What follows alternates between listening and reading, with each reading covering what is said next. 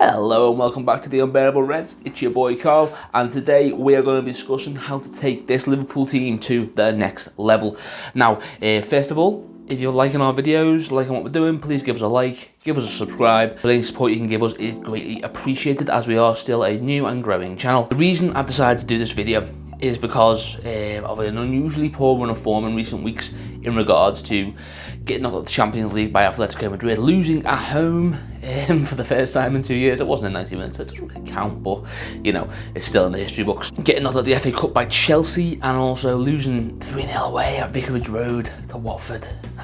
As good as this Liverpool team has been, it just shows that there are still levels that we can go to, and we should be striving to achieve these levels. So I sat down with a good friend of mine, Mr. Adam Eaton, put our heads together and came up with a list of actions that we think Jurgen Klopp should take to turn this great squad into a great dynasty. The first thing I want to talk about is the lack in quality of depth up front. Now, we know that Bobby, Sadio and Mo are the best attacking three in the world. Recent games have shown that they are, unfortunately for us, only human. Now, I think the fatigue of the last two campaigns in particular is starting to show on these players. Three of them have played practically every game for 2 or 3 seasons straight. It's starting to show. You can tell that they're just not as sharp as they were, which it's completely understandable. Performing at the level that they do with the intensity that Liverpool play consistently will wear on you eventually, and unfortunately it just so happened to have come now for us, or maybe fortunately because we've got the league wrapped up. But still, it's not a great position to be in when your star players are fatigued, not playing to the best of ability, and you haven't really got the quality in backup to get them through the games. Right, so let's have a look at the options that we've currently got on the team as backups to our current front three. Divock, Minamino and Shaqiri, who are currently in the first team squad. Now, Shaqiri is most likely going to be leaving in the summer, going to linked with a move to Roma. Pretty much going to discount him because I can't see him staying anyway. He could be a first team player at other clubs. It just so happens that he isn't good enough to be a first team player at the best team in the world. Not really our fault, not really his fault, just an unfortunate situation for him. He's been a great servant to the club, scored some big goals against United and in the derby, and he'll go down as ultimately a decent signing. Minamino is yet to shine at the club. Now, I'm not really too bothered about his, shall we say, non-start as a Liverpool signing, because we brought him in January. He hasn't had time to bed in with the squad, he hasn't had time to properly learn our system. I know Salzburg play a similar gegenpress style, but it's not exactly the same, and as it's been shown with the likes of Fabinho and Robertson, sometime not playing and learning the system can have a massive benefit for you, and he hasn't had the chance of that. So I think after the summer, after he's had a chance to have a pre-season with the team, once he's properly up to date with the tactics, I think he'll be a good player. Whether he goes on to be world class, I don't know, but I think he is going to be someone who's going to be around for a while. It's Divock Origi that I really want to talk about. The guy's an absolute legend at the club for his exploits, particularly at that goal in the derby and his performance against Barcelona and the goal in the Champions League final. The guy's done enough to earn himself a mention alongside some of the Liverpool greats, purely because big game div. But the question is he ever going to be of sufficient quality to displace one of our current front three and go on to be a first team player? And is he actually good enough quality to be a backup for those players? In fits and starts, yeah, because as I've already mentioned, he scored big goals for the team in big games where we really needed him to. But at other times, he's just not good enough. Atletico Madrid, for example, he came on, may as well have had a shirt on a hanger because it would have been just as useful. Because of that, I am sceptical about his ability to be sufficient backup for our team. For being honest, he doesn't really fit into the ethos of our attacking three. It's quick, fast, attacking into play, quick passes, whips crosses in from wide, getting on the end of them. I know Divock can do some of that, but is he the total package at it, like Mo, like Sadio, like Bobby? No, and ultimately that's what we need if we want to have quality and depth on the bench. So we need reinforcement up front, and I want to start by having a look at what we've already got in-house in the academy, and the first name I'm going to bring up is Harry Wilson. Now, Harry Wilson is a player that I think if Jurgen Klopp lets him go, that's a massive mistake, because he has already proven that he's Premier League quality. Alright, world class. No, he hasn't proven he's world class. He's played at Bournemouth, but surround him with world class players, put him in a team like ours where he has basically grown up playing that system. Yeah, I think he will kick on, and I think he will be a very good player. Will he plays on the right side like Mo? Will he be as good as Mo? Probably not, but just having the same attributes as Mo coming into the team means that we will probably lose a little bit of quality, but we'll still have the overall tactical quality to carry on playing the way that we do. Instead of having that big tactical switch that we have when Divock comes on, it's because he doesn't really fit into that front three in the same way a Harry Wilson would. Also, another good thing about Harry Wilson, we don't have to pay a penny for him. He's already at the club. All we've got to do is promise him game time and you'll want to stay. So that's a big key factor, because in order to improve the team, we are going to have to spend a lot of money, because we need good players. We can't just get okay players. We need really good players to come in, fill these places, and have quality and depth, and not just depth for depth's sake. I would also want us to bring in Todd Cantwell, as I feel he's a similar player at a similar level with a similar skill set to Harry Wilson, but on the other side. So you can have two players that are up and coming, young, gonna learn the system, gonna grow at the club. They're gonna understudy Sadio and Mo, and they're gonna ultimately be their heirs, or eventually, hopefully, fingers crossed, take their places and force them onto the team because they're so good. The latter's probably not going to happen, but you never know. I've also made a video on Todd Cantwell, which will be linked below if you want to have a more in-depth look about why I feel he is going to be a good signing for Liverpool. But we do need more than just young talent coming through, because our current players are world class. So we need a world class player to come in, challenge the front three for their places, push them, potentially displace them, and be there when they're not playing at the best of their ability. And that man is Timo Werner. £60 million release clause in his contract with RB Leipzig. We have a good relationship with the Red Bull group. I can't see why the signing wouldn't happen. Be stupid if it didn't. He's hinted in the media that he's interested in a move to Liverpool. We're crying out for a player of his skill set. He's alright, yeah, he's not really proven anything beyond scoring goals, but we need somebody to score goals. And he'd fit into our team like a glove, because he plays the exact same way Sadio Mane and Mo Salah do, and he can also play that same role, but through the middle. He's lightning fast. Yeah, I've already done a video on him, link down below. Next, we need to talk about the middle of the park, and I want to start this section off by talking about Naby Keita. The bits we've seen from Naby so far, I really enjoyed. I think he's a fantastic player. He just blends in so well with how we play.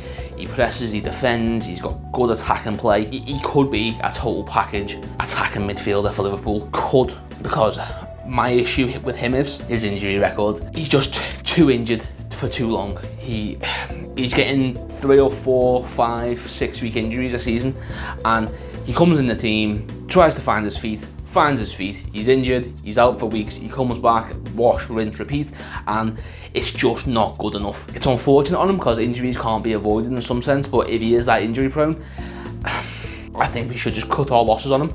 Not straight away. I think next season's going to be a big season for the lad. If he can stay fit, and I'm not talking like go the whole season without getting injured, the odd knock here and there where you're out for a week or two, that's just part and parcel of football. He can't have another season where he's out 3 or 4 times for 4 or 5, 6 weeks. It's just not good enough.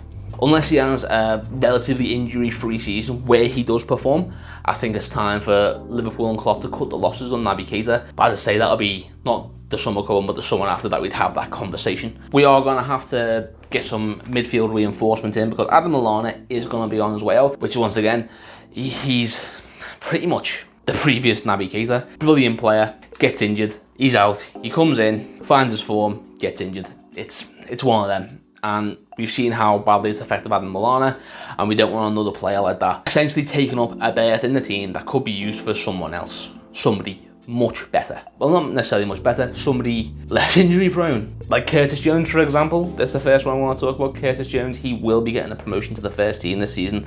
Absolutely, how can he not? How can he not get a promotion to the first team after the performances he's put in the FA Cup and in the League Cup? That goal against Everton, the guy's general attitude, just the confidence and the arrogance of the man. I fucking love it. Cannot wait to see him in the first team.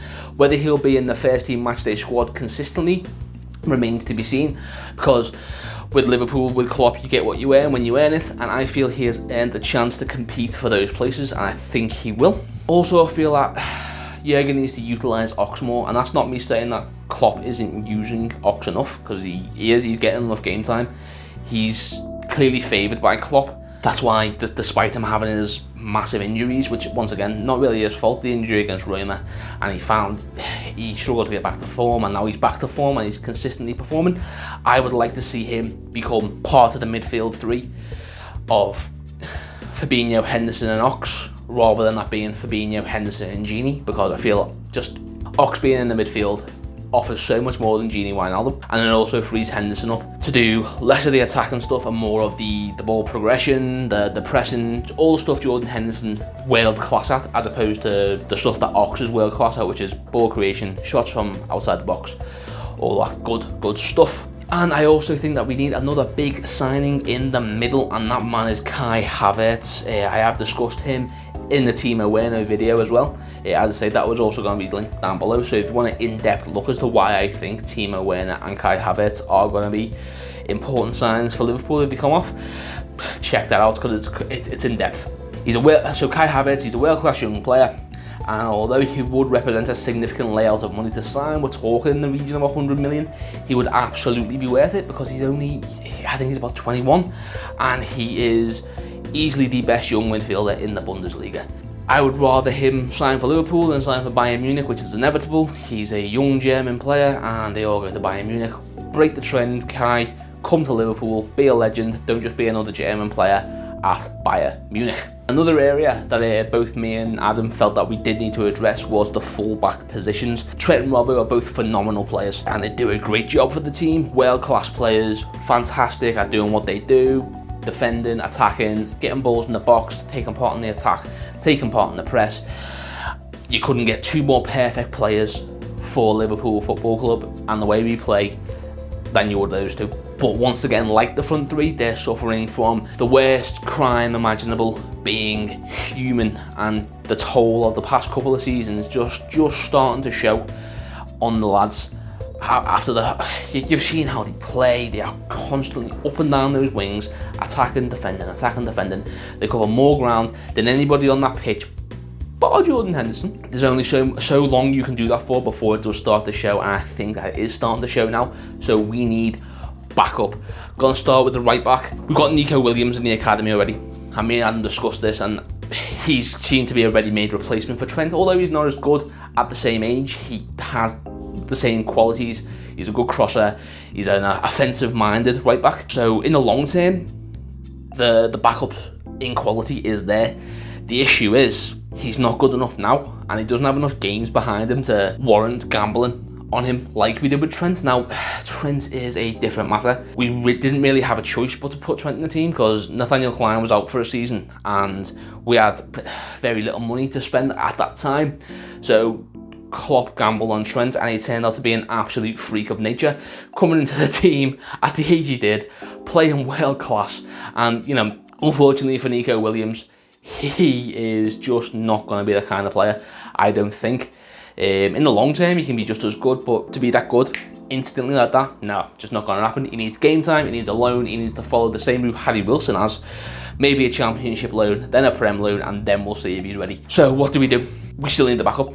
Joe Gomez, he's always thrown out there as an option at right back, and I don't ever want to see Joe Gomez play right back again. Not because I don't think he can't do it, I just think he's wasted that right back because he's such a good centre back. If you're taking him out of that defence next to Virgil and putting him at right back and then bringing in Matip, I think you lose something. Not that Matip isn't a good player, he's just not Joe Gomez. And playing him at right back, it just doesn't work for me. He's not offensive enough to get the job done like Trent does, which is understandable. He's a centre back. He's not going to be a swashbuckling wing back bombing down the wing. Joe Gomez is off the table for me, so I think we should buy Max Aarons. Now, this is another player that I've picked from the Norwich team because although they are terrible as a unit, there are individual diamonds in there. Todd Cantwell is one, and so is Max Aarons. He's very much like Trent in the regards that he's pacey, he likes to be on the front foot, got a nice cross on him, but at the same time, he wouldn't cost all that much. We're talking about 30 million for him, which I know 30 million's a lot of money. 30 million would change my life if I had that in my pocket, but I don't.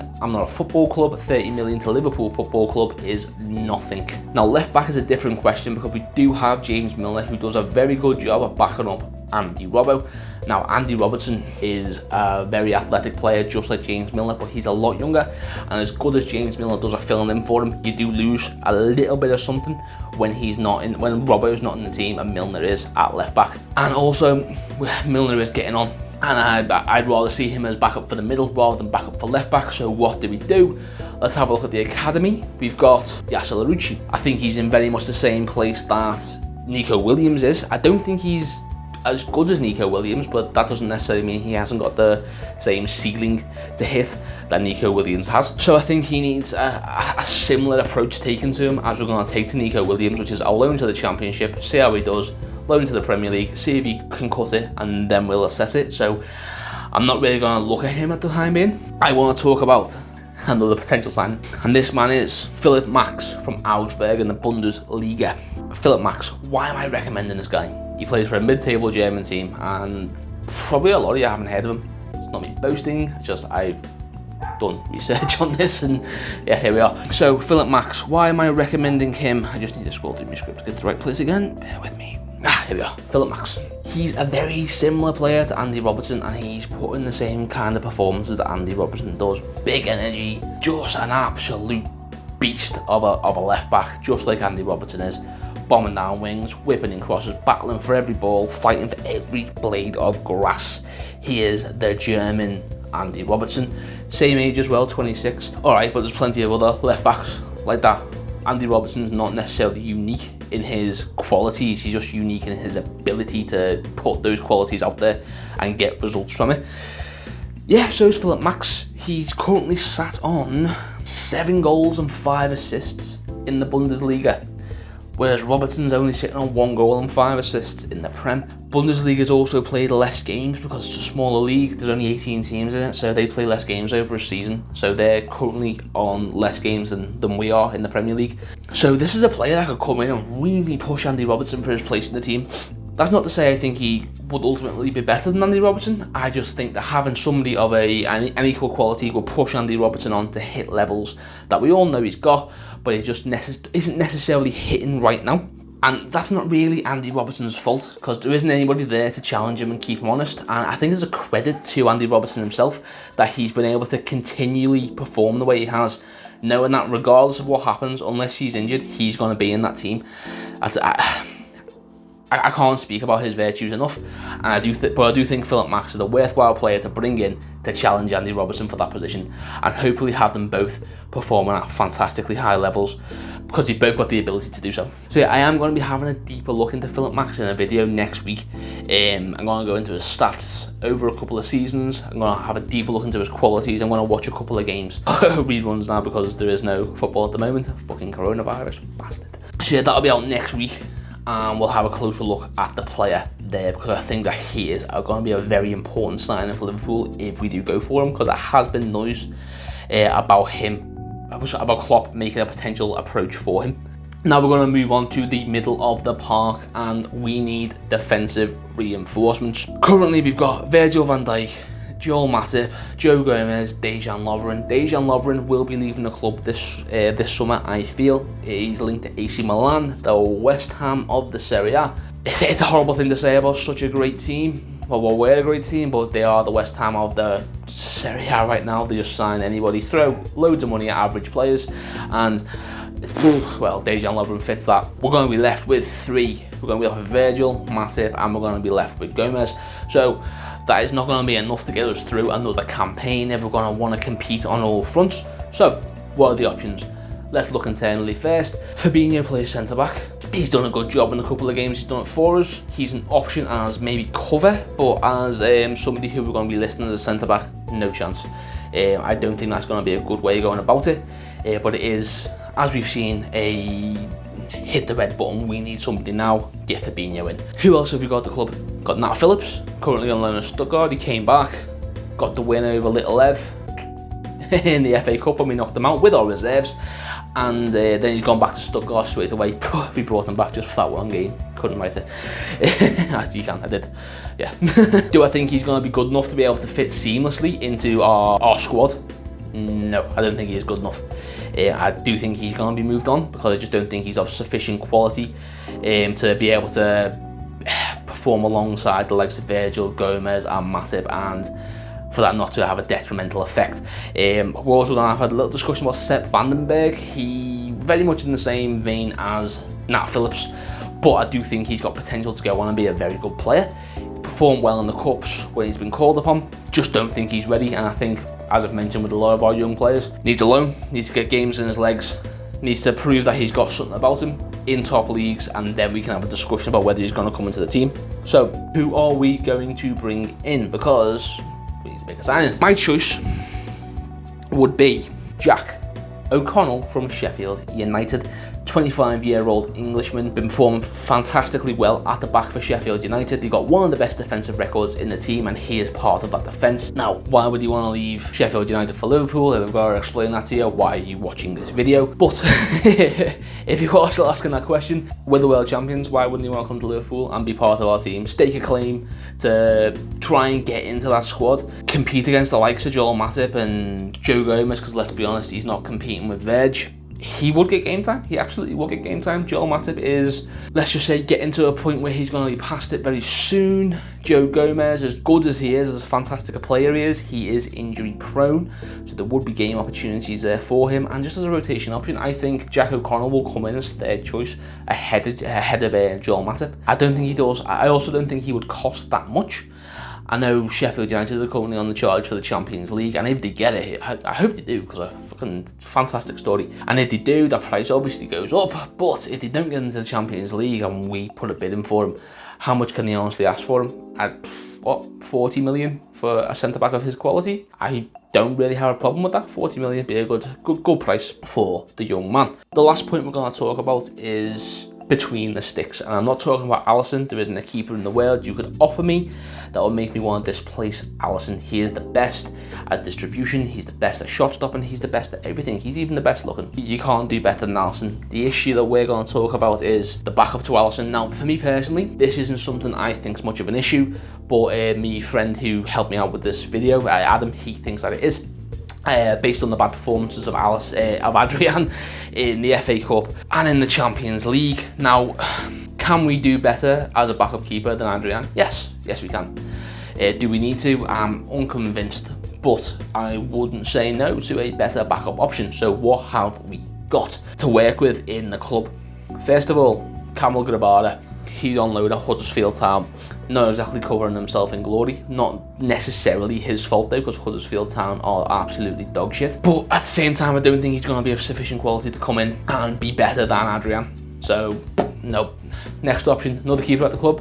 So he's going to still be at the club. Loris Karius. Is he a better option than Adrian as a backup keeper? No, absolutely not. Probably a similar quality of keeper, similar ability, but with all the baggage that he's got, probably best that he isn't involved in the first team or even on the bench anymore. So I don't think that's a good option. So we'd have to buy. And one player that was brought to my attention by Adam was Jack Butland. I forgot he existed before Adam brought him up. But I've had a look into him, and he's actually performing quite well for Stoke. They're not doing particularly well. He's had big performances, and pretty much the only reason why they're not in the relegation zone in the Championship is because of those big performances from Jack Butland. Obviously, he's not going to come in and challenge Alisson, because I mentioned that's just never going to happen in a million years. But is he a better option than Adrian? I probably think he is. Based on his performances for Stoke, he's not going to come in and he's not going to be a first team player for us, so you haven't really got to worry about that. He's more just a cover. And would he do a better job of covering than Adrian? Yes, because Adrian's not great at distribution, neither is Jack Butland, but Jack Butland is a fantastic shot stopper. Adrian does have his issues, and I don't want to talk down Adrian because I like him. I think he's a decent option as a backup keeper. He won the penalty shootout for us against Chelsea to lift the cup, the Super Cup, and I think a lot of his performances early in the season have been overshadowed by the two bad ones in recent days, and I think it's easy to forget he has been an integral part of where we are, because for those 8 weeks that Alisson was out injured, he stepped up in a big way and kept us basically flawless. We conceded a couple of goals, yeah, but we were still winning games. We didn't actually drop points in the league until Alisson came back. I'm not saying that's his fault, but Right, so that is my take. And Adam's take, unfortunately, he can't be here because I don't have the equipment to be able to do two people at once. So I just got bits written down that he said to repeat on his behalf. So that's what we think about how we can take this squad from being a great squad to a great dynasty. Let me know what you think in the comments down below. Do you like what we've come up with? Have you got any ideas yourself? Or are we just chatting shit? Just let me know in the comments below. Like, subscribe if you're enjoying what we're doing. Check out our past content as well, because we've got a lot of videos on transfers that could potentially be coming in the summer. We've also got videos on current events of the squad. and the team. We've got a video on the Gini Wijnaldum contract situation, which probably relevant again now because apparently we have offered him a contract and he's stalling. So as always, up the Reds.